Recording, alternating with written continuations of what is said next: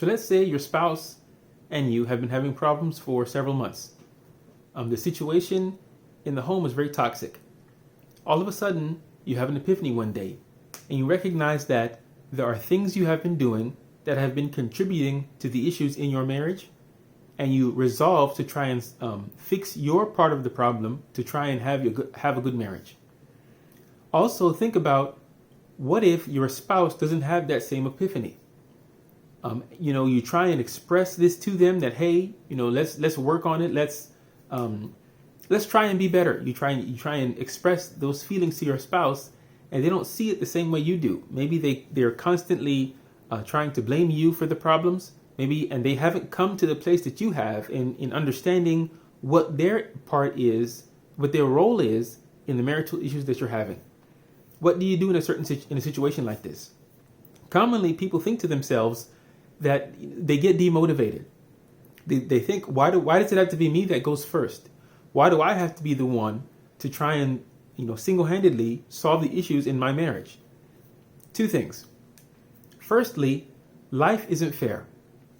Life isn't going to go perfectly like you want it to go.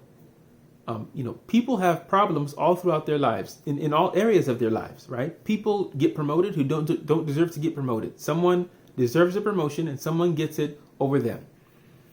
People are just going about their business and they get into car accidents, right? Someone who was being reckless, they weren't, through no fault of their own, they got into a car accident. Someone else was being reckless and they hit them, and now they have all of these issues they have to deal with a car that doesn't drive, and now they have to get to work somehow, and so on and so on. These things happen in life where we're minding our own business, trying to do the best that we can, but things still don't go the way we want them to go. That's just life. And the sooner we accept that, the sooner we can come to terms with having to be the one to initiate change in our marriage. There's nothing wrong with that. That is actually the mature thing to do. Not that your spouse is immature. Let's not get arrogant. But that is the mature thing to do, to understand that a change needs to be done and to start the process of making that change with or without the help of your spouse. Secondly, perhaps this is your trial in life. I learned recently that adversity introduces a man to himself. So we are like trees. The leaves of the trees cover our imperfections. When things are going well, there's really nothing to talk about. But when trials come, the wind starts blowing, it blows the leaves off of the tree. And all of the imperfections that were hidden under those leaves become manifest. Those imperfections were already there.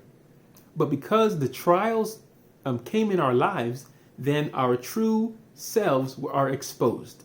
So perhaps Allah is exposing you to yourself to see what you're going to do, to try and build your patience, to try and build your communication skills, to try and build your anger management skills. And it is your job to bring your spouse along with you. Perhaps that's the purpose of why is it that your spouse is not coming along with you and trying to improve your marriage. There's plenty more to talk about this, but we'll stop here. But remember the two things. Life isn't fair. Life isn't going to go perfectly like you want it to go. Sometimes you're going to have to initiate change in your marriage. That's just the way it is. And number two, perhaps this is a trial that Allah is trying to purify you with. Talk to you guys later. Assalamu alaikum.